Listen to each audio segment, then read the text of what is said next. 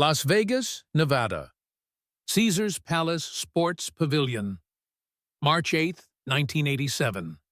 Saturday night, 9 p.m. The air inside the arena is suffocating. Not from heat, from tension. From the weight of what is about to happen. 500 people packed into a private venue. No tickets sold. No official event. No cameras allowed. Just witnesses. And a challenge that defies belief. Mike Tyson, the youngest heavyweight champion in boxing history, 20 years old, 5 feet 10 inches, 220 pounds of pure explosive power. A destroyer, a machine built to break men, undefeated, 28 wins, 26 knockouts, most in the first round. This is not a boxer. This is a force of nature. Iron Mike. The man who hits harder than any heavyweight in history.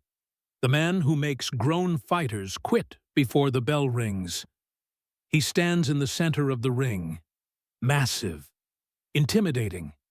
Neck thicker than most men's thighs. Shoulders carved from granite.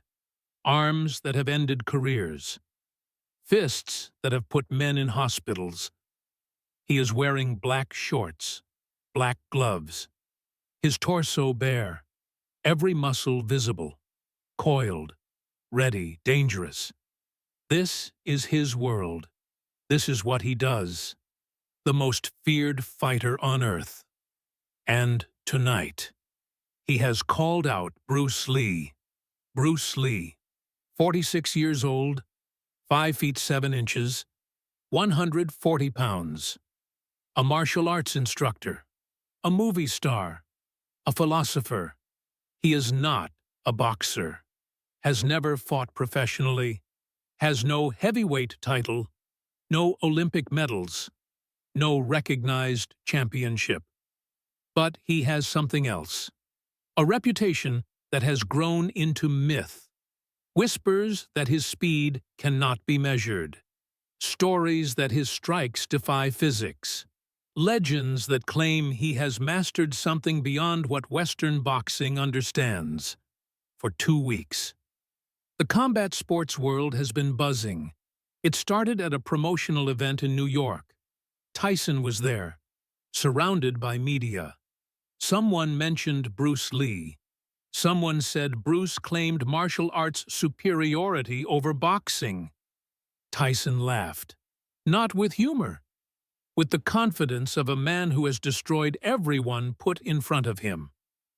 "Bring him here," Tyson said. "Let him hit me.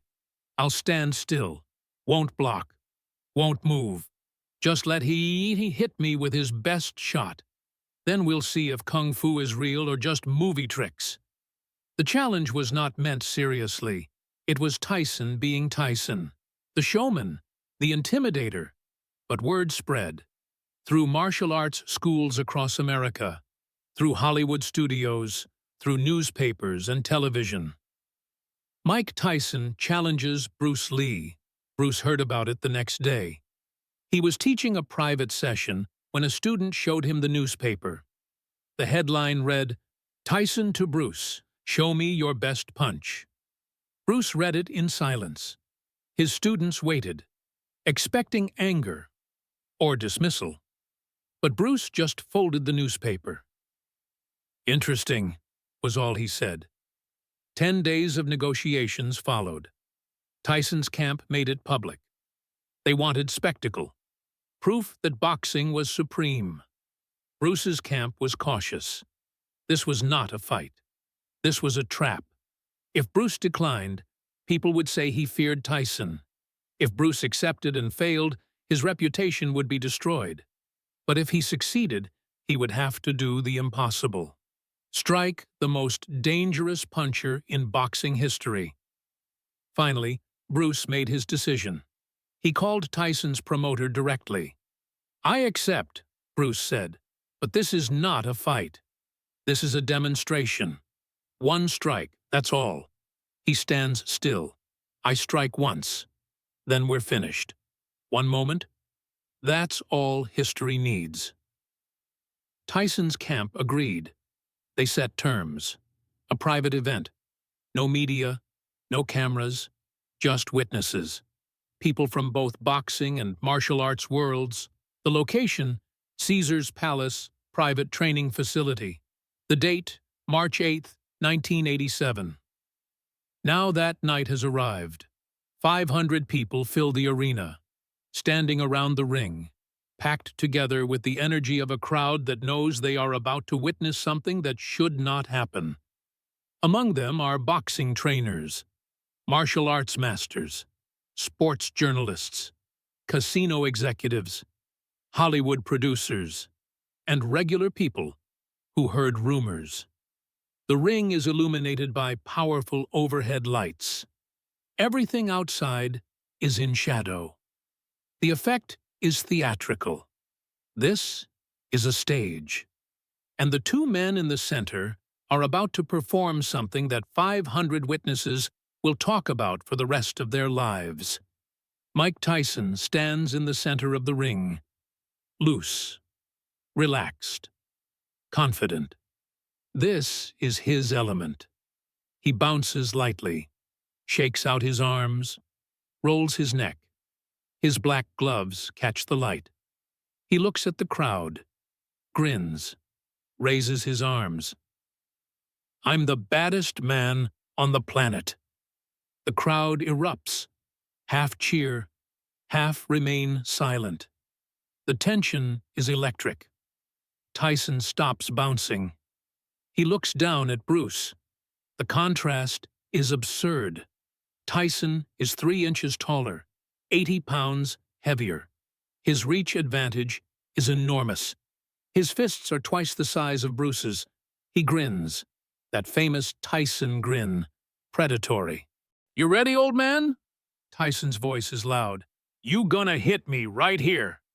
He taps his jaw. "Your best shot." "I'm not gonna block.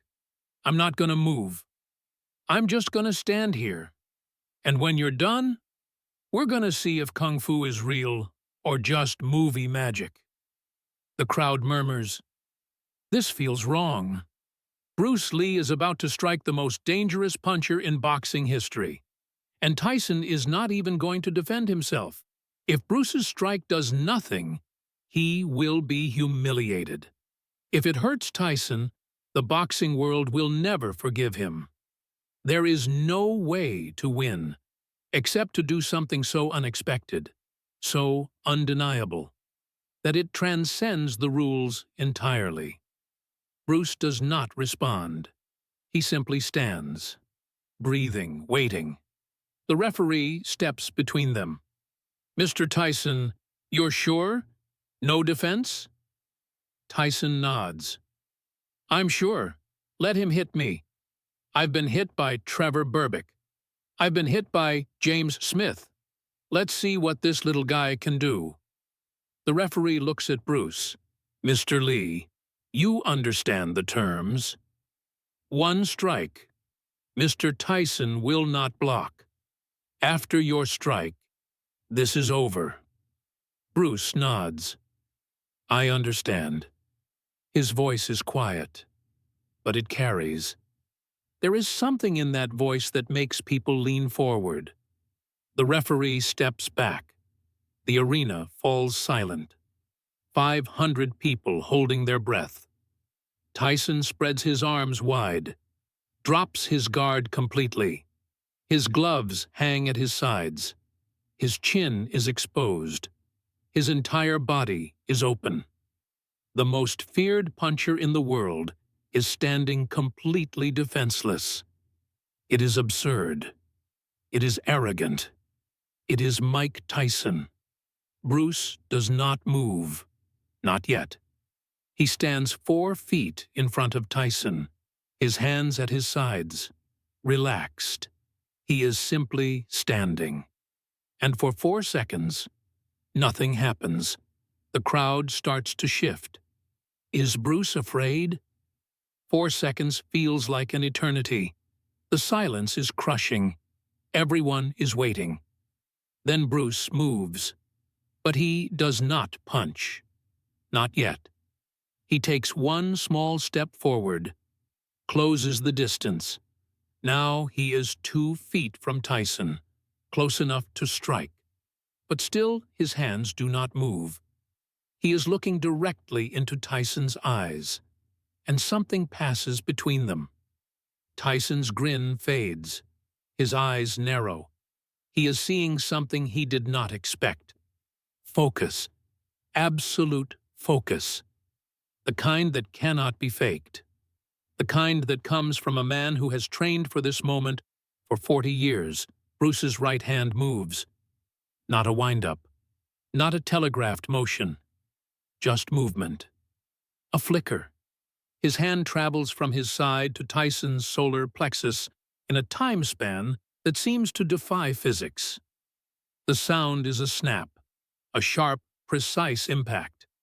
Bruce's fist makes contact just below the sternum, right at the solar plexus, the network of nerves that controls breathing. The strike is placed with surgical precision. Mike Tyson's body reacts. Not the way a boxer's body reacts. There is no backward stumble. Instead, Tyson's knees buckle. His legs go weak. His arms drop. His mouth opens. He tries to breathe, cannot. His diaphragm has spasmed. The nerves overloaded. He is conscious. But his body has stopped obeying commands. He sinks to one knee, then to both knees. He is on the canvas. The youngest heavyweight champion in history. The most feared puncher on earth. Brought down by a single strike from a man 80 pounds lighter. 26 years older. The arena is silent. Not a single sound. 500 people frozen. Trying to process what they just saw. Trying to understand how Bruce struck Mike Tyson with such speed that no one saw it coming. Trying to reconcile the image of Iron Mike on his knees. Unable to breathe. 6 seconds pass. Tyson is still on his knees. His hands on the canvas, leaning forward. Trying to force his lungs to work. His face contorted. Not in pain, in shock. In disbelief. This is not supposed to be possible. He has been hit by the hardest punchers in boxing, but none felt like this. Bruce Lee stands above him, not celebrating, not gloating, just standing, his hand back at his side, expression unchanged, calm, focused. The referee rushes over. "Champion, are you all right? Can you breathe?" Tyson nods weakly. His breathing is returning, the spasm releasing. He sucks in a breath, then another, his body coming back online. He lifts his head, looks up at Bruce. For the first time in his career, Mike Tyson has no words. Bruce extends his hand. Tyson stares at it, then takes it. Bruce helps pull the champion to his feet. Tyson stands, unsteady. He shakes his head, trying to understand. He looks at Bruce. "What did you do?" Bruce's response is quiet. "I showed you what you asked. Martial arts is not boxing. It's not about power. It's about precision. Understanding the body. Striking not where you see muscle, but where you see weakness. You're the strongest puncher alive. But strength doesn't matter if I don't strike your strength. I strike your vulnerability." Tyson takes a deep breath, his pride wounded more than his body. He looks at Bruce with new eyes. He extends his glove. Bruce shakes it. Tyson pulls him close. "Nobody's gonna believe this." Bruce nods. "I know. But you'll know. And that's enough." Tyson steps back, raises Bruce's hand. The gesture of a champion acknowledging another warrior. The crowd erupts, half in cheers, half in confusion. Arguments break out. What did we just see? Bruce Lee leaves the ring, does not stay for questions. He walks through the crowd, through the exit, disappears into the Las Vegas night. Mike Tyson stays longer, talking to trainers, to journalists. He tells them what he will tell everyone for the rest of his life. Bruce Lee hit me. I didn't see it. I didn't feel it coming. Then I couldn't breathe.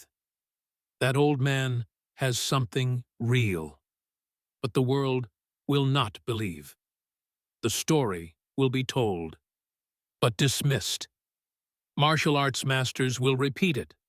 Bruce Lee students will swear it happened. But mainstream media will ignore it. Call it rumor.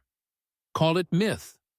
Because how can a 140-pound man drop the heavyweight champion with one strike? It defies logic. It defies everything boxing teaches. It cannot be real. Except it was. 500 witnesses saw it. Mike Tyson felt it.